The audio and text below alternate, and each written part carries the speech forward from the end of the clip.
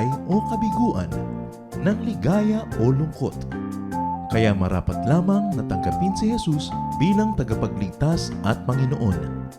At matapos yun ay panariwain ang katapatan at paglapit sa Kanya bawat araw o day by day. Ang day by day ay naglalayong umalalay sa pang-araw-araw na pamumuhay. Narito po si Kuya Ed Lapis sa mensaheng pinamagatang Don't attract bad things.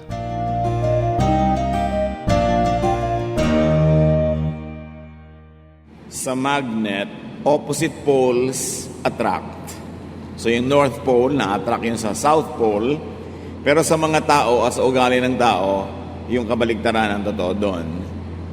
Yung like poles attract. Bad things attract badness. Good things attract goodness. Kaya ang tanong natin sa buhay natin, what do you attract? Ano po ba ang namamagnet natin sa buhay natin? Ano yung naaakit natin na dumating sa ating buhay?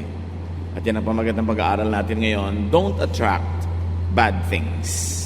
Huwag mang-akit ng mga bagay na masasama at hindi makabubuti sa iyong buhay. Salamat po Diyos sa another day of life. Salamat dahil binibigyan niyo kami ng kalakasan, ng kakayanan na tamasahin ang magagandang bagay sa buhay, maging kakayanan para pasanin ng mga pagsubok, ang mga panandali ang hirap ng buhay. Salamat Panginoon dahil sa runong na binibigyan niyo at dinadagdag at lalo namin kayong nakikilala at natututo kami kung paano mas mabuhay ng maayos. Sa pagtitipon namin, patawarin niyo po kami sa aming kasalanan at gawin niyo po kaming karapat-dapat na tumanggap na inyong pagpapala. Not because we are worthy, but because you forgive us, but because you cleanse us. Ano man Panginoon ang mga agam-agam, ang mga alalahanin, pinoproblema, mga fears ng bawat isa, alisin niyo po ito sa aming puso, palitan niyo po ng kapayapaan, nais naming magbigay sa inyo ng pansin, ng atensyon, and we ask you, Lord, to bless us with your words. Lead us unto peace, unto wisdom, unto greater knowledge of you. At nawa, Panginoon, sa bawat nadadagdag na kaalaman sa aming buhay, mag-translate ito sa kagandahang loob, kagandahang asal, kabaitan, at kabutihan. Be glorified, O God. Use your servant as your instrument, but may you be the only voice that we will hear. Cover us with the blood of Jesus, and we seek your protection from deception, from the evil one, even from our own negative feelings. Bless us, Father. Lift up your name in the name of Jesus our Lord, our Savior and Teacher. Amen. Don't attract bad things. Mahirap kumisang aminin, madalas naman hindi natin alam, na ang mga bagay na dumarating sa ating buhay, tayo rin ang nag-i-invite. That we invite whatever happens to our lives. We are not victims of life. We help create life, and we have a big, big influence in how life is lived by us. Ang mga dumarating sa ating buhay ay inaanyayahan natin consciously or unconsciously. At the very least, kung hindi man natin sinasadya, ay pinapayagan natin na mangyari o magtagal. Kaya mahalagang kilalanin kung ano nga ba ang ating inaakit para kung ayaw natin yun ay huwag nating akitin. Luke 6:43-45, Jesus speaks here, a good tree cannot produce bad fruit, and a bad tree cannot produce good fruit. You can tell what a tree is like by the fruit it produces. You cannot pick figs or grapes from thorn bushes. Good people do good things because of the good in their hearts. Bad people do bad things because of the evil in their hearts. Your words show what is in your heart. Isang matagal, matanda, nakatotohanan na, wala nang bago dahil alam na natin ito. Sabi ng Panginoon, ang puno nakikilala sa bunga. Kung mabuti ang puno, natural, mabuti ang bunga. At kung masama ang puno, masama ang bunga. Huwag kayong padaya sa itsura ng sanga, itsura ng dahon, sa bunga, nagkakakilanlan. So ano ang bunga ng buhay natin. Ano ang bunga ng ating mga pagsisikap? Kung mabuti ang pagsisikap, dapat mabuti ang bunga. Ano ang bunga ng ating mga pag-aaral, ng ating mga ginagawa? Mabuti ba o hindi ba mabuti? Ayaw ba natin o hindi natin gusto ang ganong mga bagay? Some people attract problems. Mga problema, mga suliranin. Nagtataka pa sila kung bakit lagi silang may problema at pabalik-balik yung mga problema nila. Kaya mahalagang maintindihan natin that we attract even our problems. Some people bring trouble to themselves, to others, to God. Even when we keep on asking God to do what is against God's will. 2 Samuel 11:3-4. Samuel happened to see her and he sent one of his servants to find out who she was. Or David happened to see her. The servant came back and told David, her name is Bathsheba. She is the daughter of Eliam, and she is the wife of Uriah the Hittite. David sent some messengers to bring her to his palace. She came to him, and he slept with her. A short episode in the life of David that tells us how somebody else's wife ended up in his bed. Nakita niya ang babaeng ito naliligo sa kanyang bubungan at ipinakuha ng hari dahil yung asawa sundalo na nasa duty, out of town. So ang daming problemang ibinigay ito sa buhay nilang dalawa. And who invited the problem into their lives? Sila rin. Si David, ang dami naging problema dahil una, inimbita niya itong babaeng ito sa kanyang bahay na hindi naman niya asawa. Ito naman babaeng ito, nagka-problema dahil maliligo lang, doon pasakitan ng iba, sa bubungan pa. Hari tuloy ang nagpakuha sa kanya, ano magagawa niya? At malay naman natin kung gusto rin nga niya. Pero nagkaroon sila ng problema, walang umimbento nun, sila din. Marami sa mga problema natin, ganon.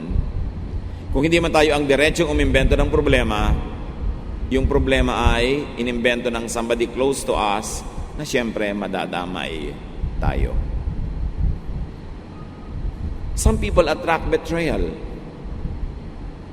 Si Samson, ang laki-laking tao, ang lakas-lakas na tao, napagtaksila ni Delilah. Samson's strength is overcome by his weakness for women who betray him. Bawat kasi bagay may katapat. So kung may lakas ka, meron kang hina. So yung kahinaan mo, binabantayan mo dapat dahil yun ang katumbas ng iyong lakas. And the strength of Samson would only be defeated by his weakness for women. Judges 14:6-7. But the Lord's Spirit took control of Samson, and with his bare hands he tore the lion apart, as though it had been a young goat. His parents didn't know what he had done, and he didn't tell them. When they got to Timnah, Samson talked to the woman, and she was sure she was the one for him. So kung gaano kalakas si Samson na kaya niyang wasakin ang buong katawan ng isang leon na parang isang batang-batang kambing pa lang, gano'n naman ang kahinaan niya pag dumating na sa usapan sa babae. At napakadalas niyang na-in-love sa kanyang maiksing buhay. Judges 14:16-17. Samson's bride went to him and started crying in his arms. "You must really hate me," she sobbed. "If you loved me at all, you would have told me the answer to your riddle." "But I haven't even told my parents the answer," Samson replied. "Why should I tell you?" For the entire 7 days of the party, she had been whining and trying to get the answer from him. But that 7th day, she put so much pressure on Samson that he finally gave in and told her the answer. She went straight to the young men and told them.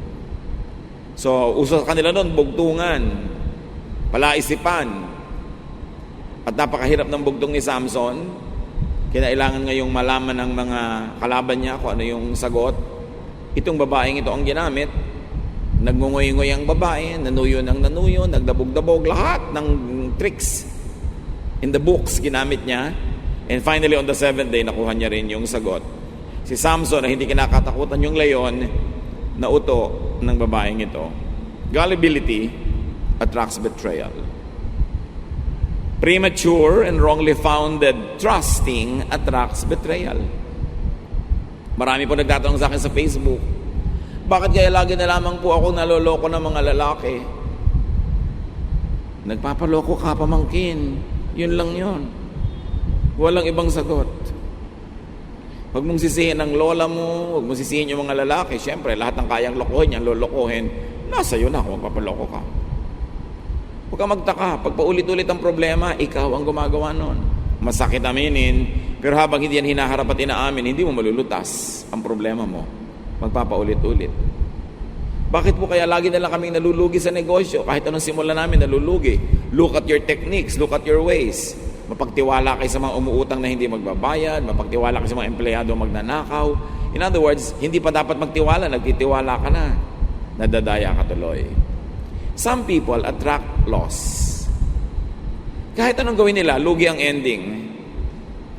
Lagi silang nawawalan, natatalo, nadadaya. Some people attract misfortune or failure. To the servant who was given 1 talent, sa kwento ng Panginoong Jesus, mayroong servant na binigyan ng 5 talents, mayroong binigyan ng 1 talent or 5 certain unit of money, at dito sa isa, 1 unit lang, konti, nabawi pa yon. Matthew 25, 26 to 27. The master of the servant told him, "You are lazy and good for nothing. You know that I harvest what I don't plant and gather crops where I haven't scattered seed. You could have at least put my money in the bank so I could have earned interest in it." So may pinagtiwalaan ng malaking kapital at may pinagtiwalaan ng konti. Yung konti na lang nga ang pinagkatiwala sa kanya, wala pa nangyari, hindi pa niya naparami, hindi niya napaunlad, binawi sa kanya, and he fell out of grace. So laziness, disloyalty, complaining against your master could actually be your loss. Bakit maraming empleyado nagrereklamo kahit na lang po saan ako pumunta, natatanggal ako. Kahit na lang saan ako pumasok, hindi ako napopromote. Ting may tanggalan, ako una sa listahan. Bakit? Ano yung daladala mo kahit saan ka namamasukan na nangyayari yun? Bakit laging ikaw nalulugi, natatalo? There must be something about you, something about your behavior, your style, that attracts this kind of life and lifestyle, and even mga sabit sa buhay na ayaw mo. Now, there are some people who attract accidents. Pag may nahulog sa motorsiklo, siya na naman yun. Pag may bumangga, bidadrive, siya na naman yung nagdadrive. Pagka merong nawalan ng cellphone, siya na naman. 5 cellphone na nawawala. Promise, mawawala ika-6. Paulit-ulit. There are really people who attract accidents. Sapta sasabihin nila, bad luck. Hindi luck yun. Hindi bad luck yun. There is something that you do that causes it. Halimbawa, ayaw mong mahulog sa bintana, huwag mong gagayahin si Eutychus. Acts 20 verse 9. A young man by the name of Eutychus was sitting on a windowsill. While Paul was speaking, the young man got very sleepy. Finally, he went to sleep and fell 3 floors all the way down to the ground. When they picked him up, he was dead. So nagsasermon si Paul, humaba ng humaba, inantok ang Eutychus. Saan siya nakaupo? Sa bintana. Nakatulugan niya yung sermon. O nung nakatulog siya, nalaglag. 3 floors, patay. Maganda nga gawin sa church na walang sandalan ng mga upuan no? Para pag mga inaantok, maglaglagan at mabarog. Kaya lang, hindi naman mamamatay. Baka masaktan lang ng konti. Pero ito namatay. Bakit? Ba't siya na naupo? Yung mga umuupo sa death seat, nakasakay kayo sa bus, front seat kayo, katabi ng driver. Pag nagkaroon ng banggaan, kayo siguradong mapipipi. Because the driver will automatically save himself, whether he likes it or not, whether he thinks of it or not. Iiwas yung sarili niya sa banggaan, ililiko niya yung sasakyan para iiwas ang sarili niya. Automatic yon, impulse. Sino mapipipi? Edi yung katabi niya. Yun ang mapapalagay doon. Kaya madalas yung nakaupo sa front seat, kahit sa kotse, pag nagkakaroon ng aksidente, yun ang malalaang tama. Bihirang-bihira naman kasi yung sa gilid ka tinamaan o sa likod. May mga lugar talaga, mga kapatid sa mundo, na pag doon ka lumagay, malapit ka sa disgrasya. Bibili ka ng lote, nandun sa tinutumbok ng kalsadang palusong. May nawala ng preno. Sa palagay nyo, saan paparada yung truck? E di sa bahay mo, sa loob. So pipili ka ng titirhan mo, e di sana hindi yung sinutumbok ng sasakyan na papalusong. Tinutumbok man, paahon, nandun ka sa taas, hindi ka tatamaan. Placement is important. Positioning. Ngayon, yan lang yung mga kitang-kita natin na placement. Pero sa buhay, meron din mga placement na delikado. So, dinami rin na naliligaw sa iyo. Ang papakasalan mo pa halimbawa, yung wanted. O di pag nagbarilan, talagang maladalas na tama-tamaan ka niyan. Ang magugustuhan mo, yung tamad. Di pa may naghirap, kasama ka doon. Saan ka lumalagay? May nag-aaway-away, kanino ka kumakampi? Dapat nga hindi ka sumali, pero kung kakampi ka pa doon sa obvious na matatalo, di talo ka. Kaya mga bayani, di ba, namamatay? Na magiging bayani lang naman sila, one generation later pero during their time, namamatay sila kasi ang kakampi nila na cause, yung mahina. Well, walang bumibigil sa inyo kung gusto nyo maging bayani, pero tiyakin nyo lang na kung kakampi kayo sa isang cause na anti those who are powerful, get ready to get hurt. Because you are positioning yourself. Nahuhulog ang loob mo sa lalaking may asawa. Anong buhay ang binubuo mo para sa sarili mo later kung talaga nagkahulog-hulog na di mo na madampot ang loob mong nalaglag?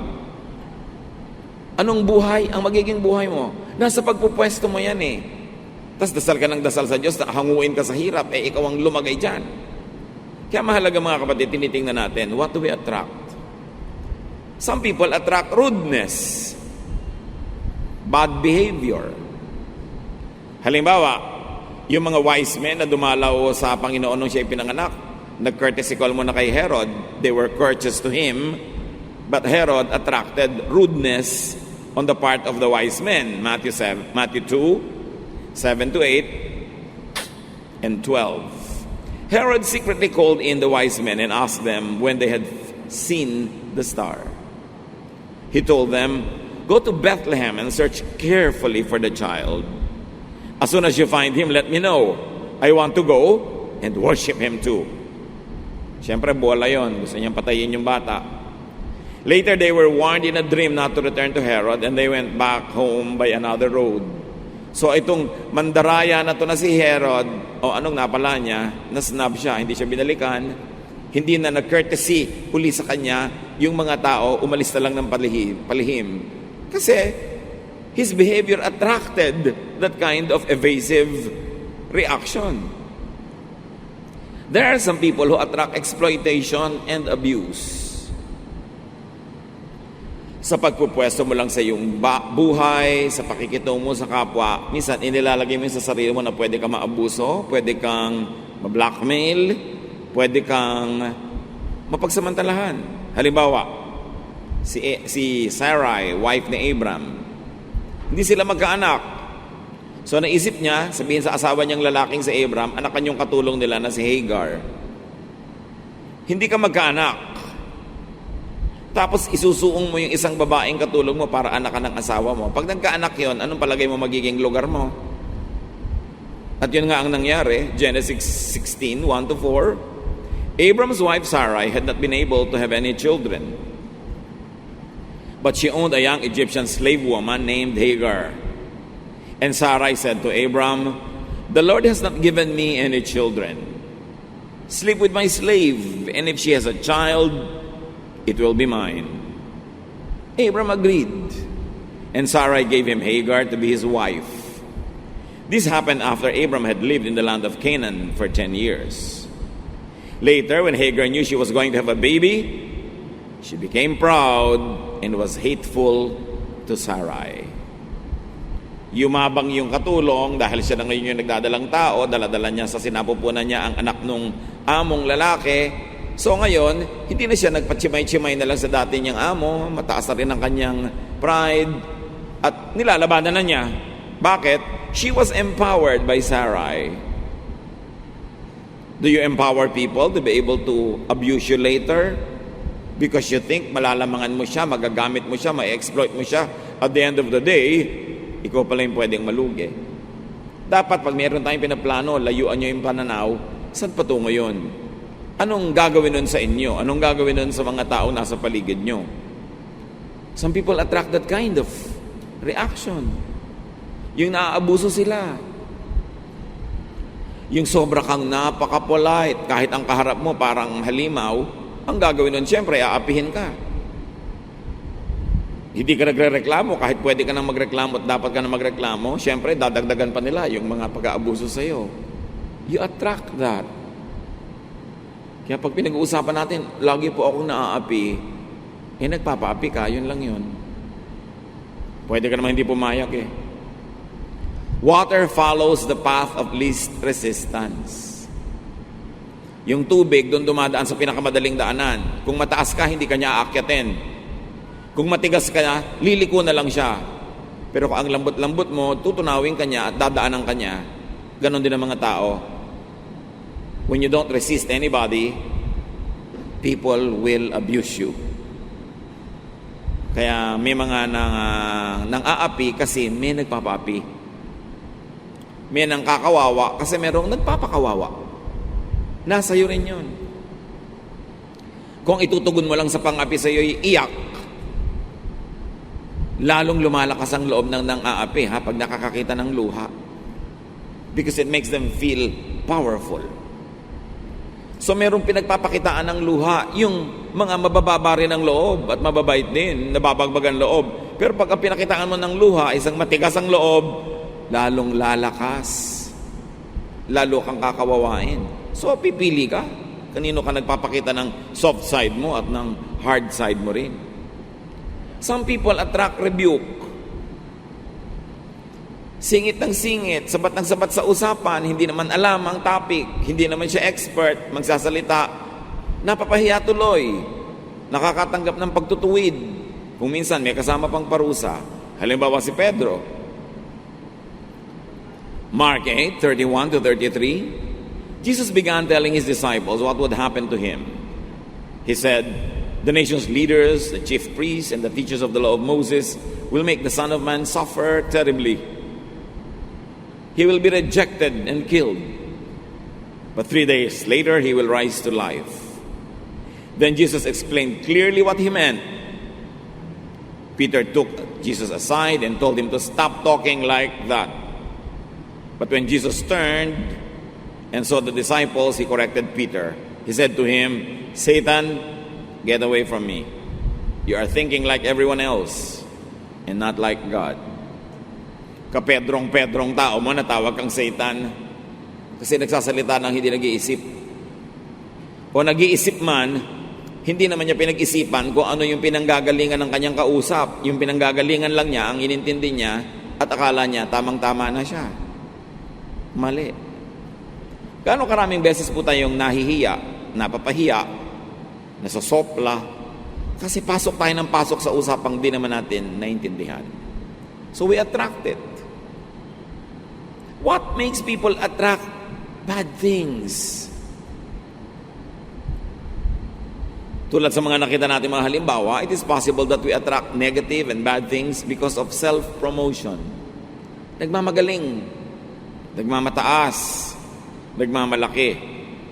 Luke 18:11-12, the Pharisee stood over by himself and prayed, "God, I thank you that I am not greedy, dishonest, and unfaithful in marriage like other people.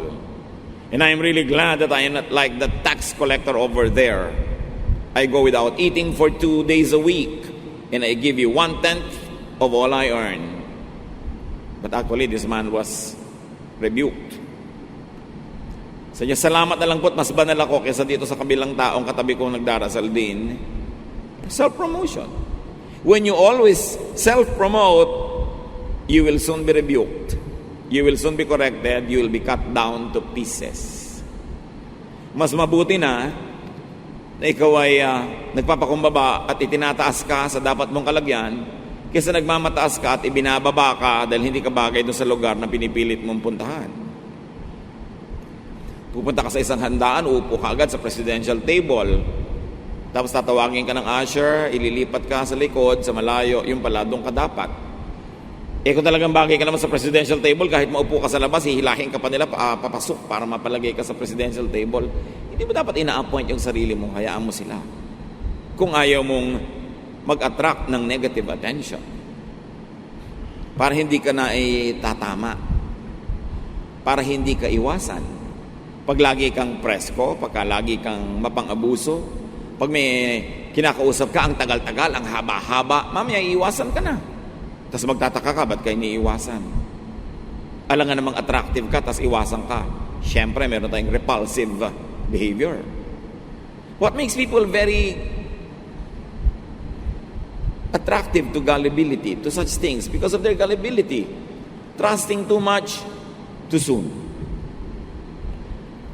Mabuting nagtitiwala, pero degrees, levels, antas-antas ng pagtitiwala.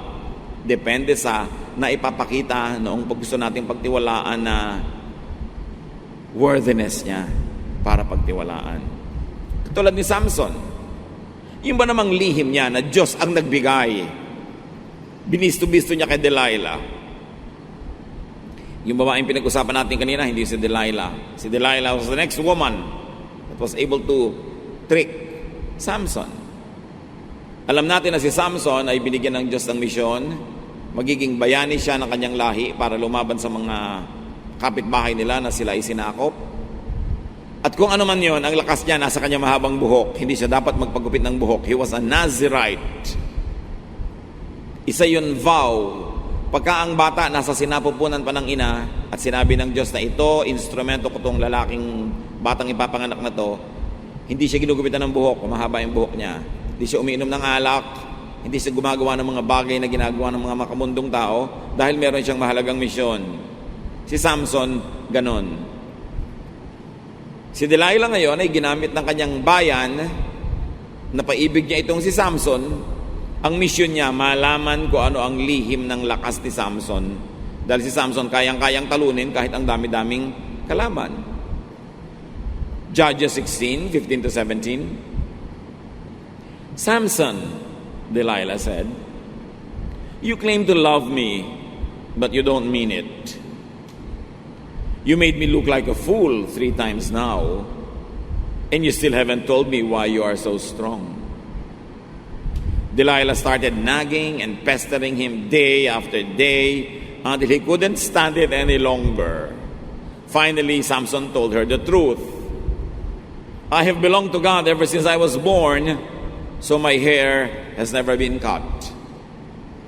If it were ever cut off, my strength would leave me, and I would be as weak as anyone else. Ito na naman yung babaeng nanuyo, kumurap-kurap. Alam mo yung mga kukurap-kurap na dahan-dahang kurap na gano'n? Mapanganib yung mga kurap-kurap na yan, ha? Yung mga pakyut-pakyut, pakuyakoy-yakoy, nakukuha ang gusto. O kaya dadaning ka sa dabog, outside the kulambuka, basta at the end of the day, talo si lalaki. So naibigay niya ang lihim. Alam niyo ang nangyari? Pinutol ni Delilah ang buhok habang natutulog ang lalaki. At nung sumugod ang mga lalaking galing sa bayan ni Delilah, natalo nila si Samson. And Samson died a very tragic death. A hero's death, a martyr's death, but still tragic. Dahil ibinigay niya yung lihim sa hindi niya dapat bigyan. Samson gave in to Delilah. Samson gave in to his emotions. Siguro na mahal na rin niya itong babae o kaya talagang pikon na siya sa kakukulit ng babae. Matigil na lang. Nabigay tuloy yung lihim. He invited that kind of disaster when he first entertained having a relationship with this foreigner. Because Delilah belonged to the enemy. Hindi naman siya kababayan at pinagbabawal ng Diyos yung ganang mga uri ng relasyon, pero pinagpilitan pa rin ni Samson. He invited disaster. What makes people attract bad things? Ingratitude. A servant who does not put to good use what is given to him will be taken out of the house of his master. Pagka ikaw ay ginagawa ng mabuti ng Diyos, ng kapwa mo, hindi ka marunong magpahalaga, hindi ka marunong tumanaw ng utang na loob, babawiin at babawiin yan. Matthew 25, 29-30. Everyone who has something will be given more, and there will be more than enough. But everything will be taken from those who don't have anything. You are a worthless servant, and you will be thrown out into the dark where people will cry and grit their teeth in pain. Ito na yung same servant na pinag-uusapan natin. Binibigyan siya ng pagkakataon, pinagtitiwalaan siya, wala siyang ginawa, tamad siya, hindi niya nasatisfy yung amo niya sa hina-expect sa kanya, so parusa ang kanyang inabot. Gaano karami ang nagtitiwala sa atin na binibigo natin? Gaano karaming pagkakataon ang ibinibigay sa atin ng kapwa na hindi natin pinapahalagahan, binabaliwala natin? So, yun ang tinatawag na pera na, naging bato pa. Chance na lumipad pa kasi hindi minahal. Alam nyo kasi yung opportunity, mailap, maramdamin. Oras na hindi mo siya pinahalagahan, agad-agad siyang lumilipad palayo mula sa'yo. What makes people attract bad things? Recklessness. Pagka ikaw ay pabaya, burara, hindi ka maingat, nag-iintay ang problemang darating sa iyong buhay. Nakita niyo yung mga nagkakandila, natumba si kandila, nasunog ang bahay at buong barangay. Kung nagkandila ka ba naman, nilagay mo sa konting palangganang may tubig. O di pag natumba yon, patay ang apoy agad. Simpleng pag-iingat. Maglalagay ka ng plancha sa hagdan, kung natapakan mo, di nahulog ka. Ang daming ganun nahuhulog dahil kung ano yung laman ng hagdan nila. Ginagawang cabinet ang hagdan. Mga planchang hindi nabubunot, aalis sila ng bahay, nag-init, pumutok. Mga gas range na walang guard yung lalagyan ng tangke ng gas. Mga hindi pag-iingat. Mga lock na hindi umaandar, napapasukan ng masamang tao ang kanilang bahay. Mga umaalis ng magmamaneho, hindi chinecheck ang sasakyan. Di ba sabi nila, bago ka umalis, kailangan i-check mo yung blow bag. Brakes, light, oil, gas, di ba? Battery. Ano pa yung G? May dalawa pang kasunod dyan. Di ba? Dapat chinecheck mo yung sasakyan mo. Ngayon, kung ikaw meron akong kilalang tao, sasakay lang siya ng jeepney, tinitingnan niya muna yung mga gulong ng jeepney kung kalbo na. Siyempre, kung wala ng thread yung jeepney, masyadong kalbong-kalbo na yung gulong, chances are baka sumabog yung gulong. Kamakailan lang, may nabalitaan tayo, sumabog yung gulong, nahulog sa bangin yung sasakyan, ang dami namatay. So, mag-iingat ka. Kung hindi man sa kapabayaan mo, kapabayaan ng kapwa, huwag mo ilagay yung buhay mo sa kanilang mga kamay. Proverbs 14:17, fools have quick tempers, and no one likes you if you can't be trusted. So, a quick temper, that is recklessness. Yung andali mo magalit, andali mo makipag-away, paano kung mainit din ang ulo ng nakaaway mo at may baril siya, o may laseta, o may blade? Mapapahama ka. Hindi yan basta ginaganon-ganon lang. Hindi mo hawak ang kalooban ng iyong kapwa na akala mo laging makakaya mo siya. Esther 3:5, Haman was furious to learn that Mordecai refused to kneel down and honor him. And you know, this Haman planned a very complex plot para makipaghiganti siya kay Mordecai. Pero kabaligtaran ang nangyari. Siya ang nabitay. He paid with his dear life for his recklessness in choosing his enemy. Alam nyo, you should choose your enemies. Una, dapat wala kang enemy. Pero let's say na hindi mo kaya yon at may enemy ka, don't choose an enemy that you cannot defeat. Huwag kang emosyonal. Pag matatalo ka rin lang, huwag ka naglumaban. Ba't ka lalaban ang hindi ka mananalo? Kaya akala ng iba, si Jose Rizal was anti-revolution at ayaw ng kalayaan galing sa Spain. Pero pag binasa mo yung manifesto niya, nung nakakulong siya sa Fort Santiago at sumulat siya ng manifesto that the Spaniards think was condemning the revolution, it was not true. Sabi ni Rizal, walang kwenta ang himagsikang hindi maipagwawagi.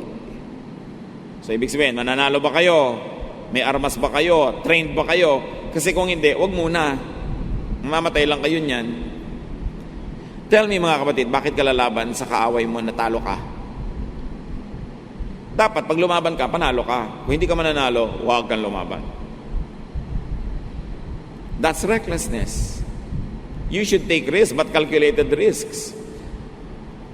People invite recklessness, and people are reckless. That's why they invite disaster. Judges 11, 10 to 31, and 34. He promised the Lord, if you let me defeat the Ammonites and come home safely, I will sacrifice to you whoever comes out to meet me first. Tingnan niyo itong magaling na lalaking ito. Humingi sa Diyos ang tagumpay laban sa mga kalaban, at pag daw siya'y nanalo at nakauwi ng buhay, sino man ang unang sumalubong sa kanya ay papatayin niya, iaalay niya sa Diyos. Kasi ang mga bahay nung araw, mga kapatid, ang silong, doon nakatira yung mga hayop. So pag yung amo ng bahay dumarating malayo pa lang, nag-uuna-unahan yung mga hayop sa pagsalubong. Mga kambing, mga tupa, sinasalubong nila yung may-ari ng bahay. Itong lalaking ito na nangako sa Diyos, sino man daw ang maunang sumalubong, kanyang kakatayin. Ang naunang sumalubong ang kaisa-isa niyang anak na babae. Kinatay niya yon, kawawang bata. Dahil sa isang reckless promise made by this man.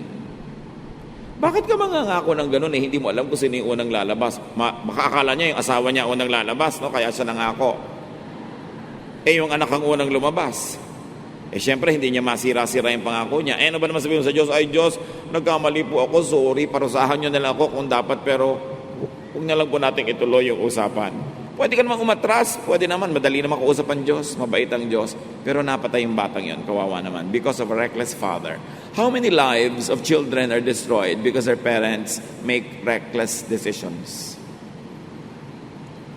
Hindi tama ang ginagawa at iniisip na papahamak ang mga bata. When Japhet returned to his home in Mizpah, the first one to meet him was his daughter. She was playing a tambourine and dancing to celebrate his victory, and she was his only child. Inosenteng bata na pahamak dahil sa pabayang ama. Padalos-dalos, hindi iniisip ang ginagawa o ipinapangako. Meron pa mga magulang na buntis pa lang, ipinapangako na, sige, yung anak ko, papakasalan yung anak mo, ha? Yung hindi nila kasali sa usapan yung mga bata, tapos yung mga bata ang napapahamak doon sa mga ginagawa ng magulang nila ng mga pangako. So mahalaga, nag-iingat tayo. Alam niyo itong batang to, itong dalagita, pumunta sa mga kaibigan niyang babae, nanangis doon. Inisa-isa niyang puntahan, nag-iyakan sila ng nag-iyakan for a life that she would no longer be able to live. And then, she was sacrificed. Innocent people are sacrificed when we make reckless decisions and when we are reckless in our deeds. What makes people attract such things, negative things? Lack of self-respect. When you don't respect yourself, people won't respect you. It is as simple as that. You want people to respect you? Respect yourself. Have dignity. Do not covet what you do not have, and people will respect you. What else makes people attract negative things? Weakness, as we have seen. It could be a physical weakness, but more than that, emotional and spiritual weakness attract trouble. Malaki ang problema ng hindi nagpapakatatag. Ecclesiastes 4:1. I looked again and saw people being mistreated everywhere on earth. They were crying, but no one was there to offer comfort, and those who mistreated them were powerful. You see, being weak attracts aggression. Kahit sa international politics, pag mahina ka na bansa, pinipitik-pitik ka, binabatok-batukan ka ng mga kalaban mo, kasi kaya nila. Dapat malakas ka. Kung wala ka mang balak na mang-api, dapat malakas ka pa rin para hindi ka apihin. At kung gusto mo, ang lakas-lakas mo, maipagtanggol mo ang mga naaapi. Pero hindi virtue to be weak. You have to be strong. Not only physically and financially, but you've got to be strong-willed. Dapat buo ang loob. Matining ang loob. Para hindi ka inaapi-api ng kapwa. What makes people do bad things? Lack of discernment. Kakulangan ng pag-iisip. Pakikiramdam, ano bang tama, anong mali. Proverbs 10:13, if you have good sense, it will show when you speak. But if you are stupid, you will be bitten with a stick. So ang kamangmangan ng kahangalan ay napaparusahan. Kailangan ng tao nagpapakatalino. Being bad, being on the wrong and bad side attracts bad things. Pag may mga kilala kayo nag-aaway-away, don't take sides. And in fact, if you have to take sides, isipin mo, mapapahamak ba ako sa side na ito? Tama ba ito o mali? Talo ba ito o panalo? You can be neutral. It's always best. Pero wag laging sali ng sali sa mga gulo. Like things attract when it comes to this issue. So how can this be prevented? Paano natin maiiwasan, mga kapatid, na akitin ang mga di magagandang bagay? 1 Thessalonians 4:11-12, try your best to live quietly, to mind your own business, and to work hard just as we taught you to do. Then you will be respected by people who are not followers of the Lord, and you won't have to depend on anyone. Don't attract bad things. Live quietly. Live peacefully. Mind your own business. Gaano karaming gulo ang napapasok natin na hindi naman talaga natin gulo, nadamay lang tayo dahil lumalahok tayo. Sumasali, nakikisangkot sa hindi naman dapat. Attract good things by being self-reliant. Pag masipag ka, you work well, you work smart, you will attract good things in life. It is the rule of life. Proverbs 2:12, wisdom will protect you from evil schemes and from those liars. So again, pabalik-balik ang turo sa atin ng Bible, be wise. Don't be foolish. Foolishness attract poverty. Foolishness attract danger. Foolishness attract trouble and pain and sorrow. Be wise. Proverbs 4:5-6. Be wise and learn good sense. Remember my teachings and do what I say. If you love wisdom and don't reject her, she will watch over you. Magpakatalino. Kung pabalik-balik po ang mga negative things happening in our lives, hindi yon malas.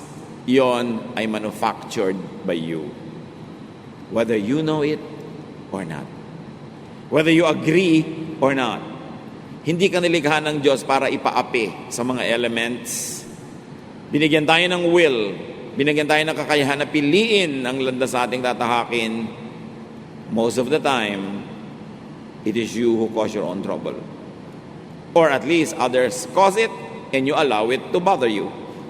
Or you are so close to people who create troubles that you cannot avoid na madamay. In that case, konting distansya, lumayo-layo ka. Pagka ang isang tao ay alam mong masasagasaan ng truck at siya ang nagpapasagasa mismo, ba't ka naman makikipag-holding hands? Hindi nasagasaan ka rin. Be wise. Know what you don't like.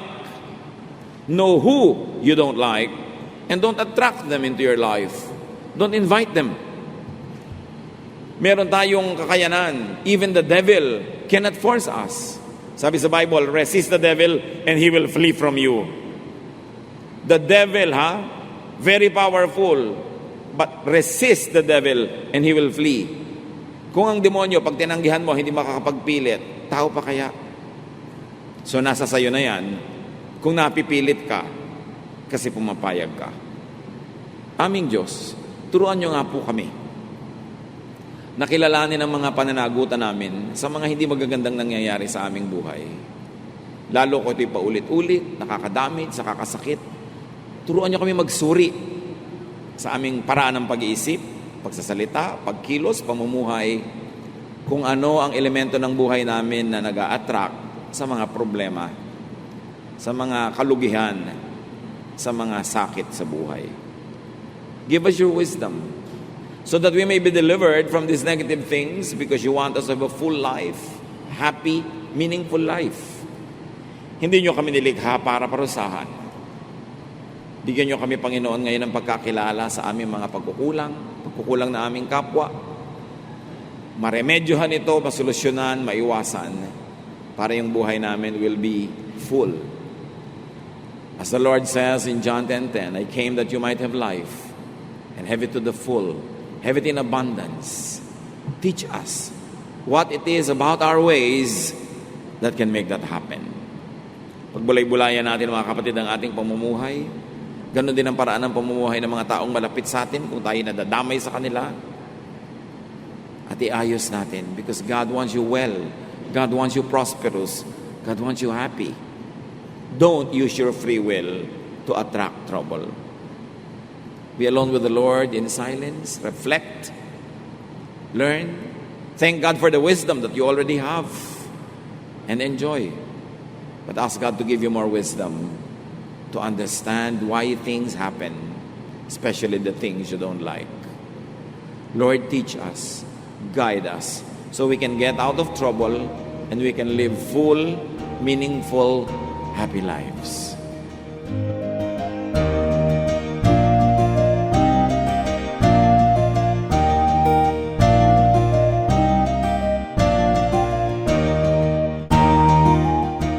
Ang katatapos pong mensahe ni Kuya Ed Lapis ay pinamagatang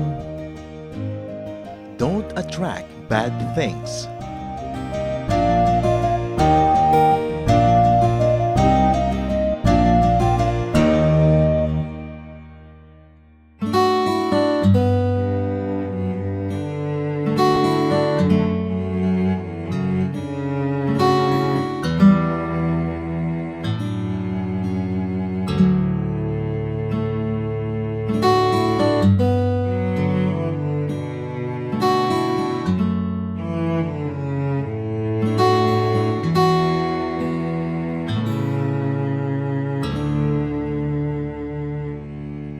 Aking damdamin, di mapalagi,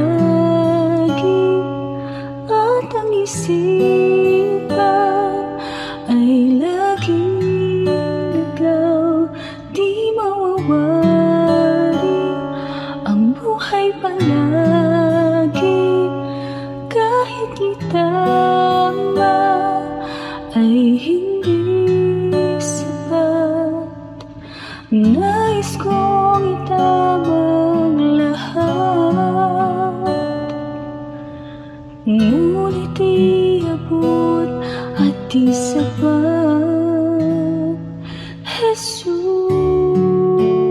Jesus, kailangan kita. Jesus, hindi mangangamba. Jesus, pag-ibig niyo'y ba di mapapantayan kahit na sinuman. Jesus, kailangan kita. Jesus, sa'yo'y hindi mangangamba. Jesus, sa piling niyo ako'y laging may pag-asa.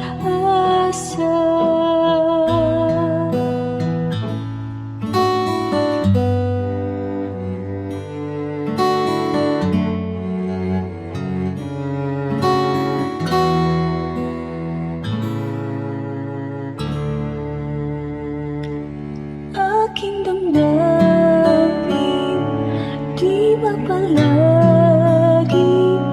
at ang isipan ay laging ikaw. Di mawawari ang buhay palagi, kahit itama ay hindi sapat. Nais kong itamang lahat, ngunit iabot at di sapat. Jesus, kailangan kita. Jesus, hindi mangangamba. Jesus,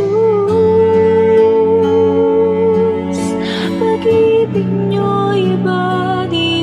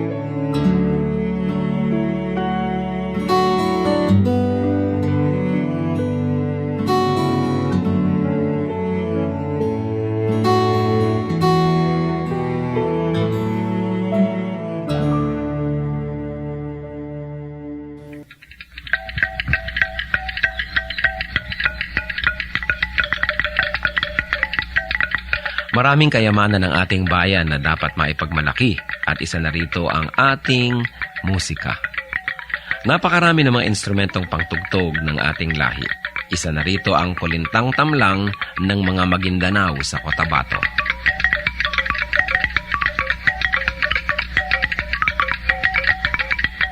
Ang kulintang tamlang ay instrumentong pangmusika at yari sa 8 piraso ng kawayan na inilatag ng sunod-sunod ayon sa haba at tono.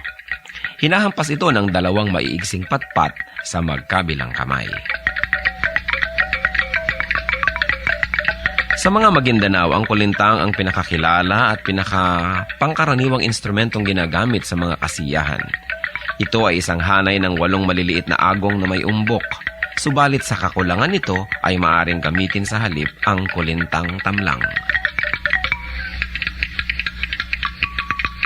2 tao ang maaaring tumugtog sa isang set ng kulintang tamlang. Ang una ay tumutugtog ng melodya, habang ang ikalawa naman ay tumutugtog ng ritmong paulit-ulit or steady drone rhythm, na pinakamaliit na instrumento naman ang siyang hinahampas. Karaniwan din na makikita itong ginagamit ng mga kabataan sa kanilang pagsasanay at pag-aaral ng mga ritmo ng kulintang.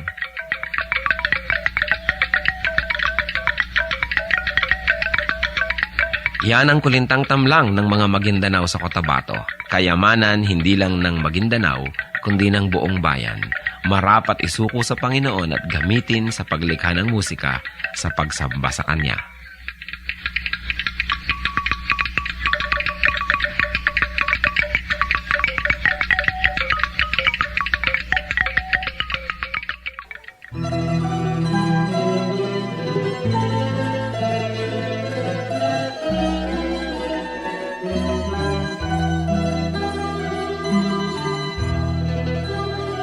O Diyos, kayo'y aming pupurihin.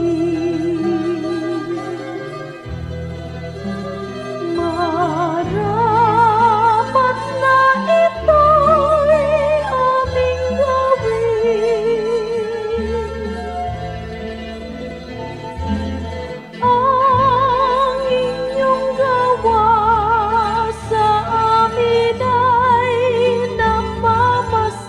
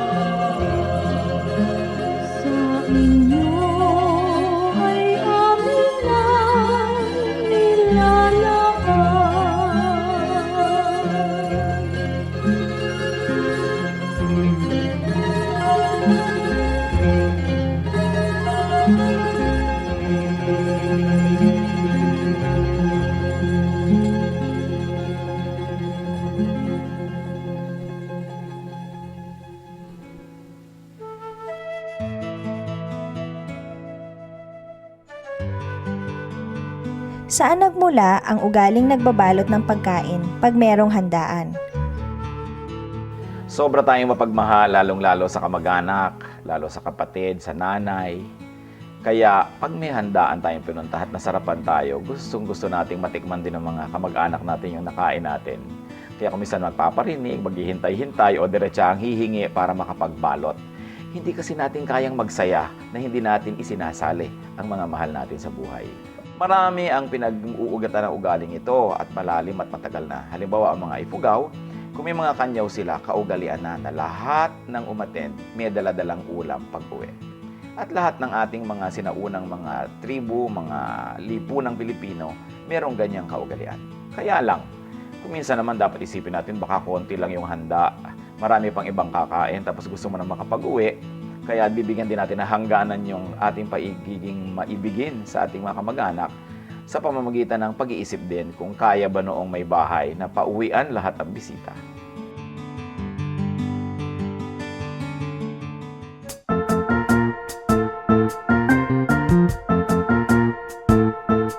Oras na po para pansamantalang magpaalam ang programang Day by Day. Tayo po'y magsama-sama tuwing ika-6 hanggang ika-7 ng umaga, araw-araw.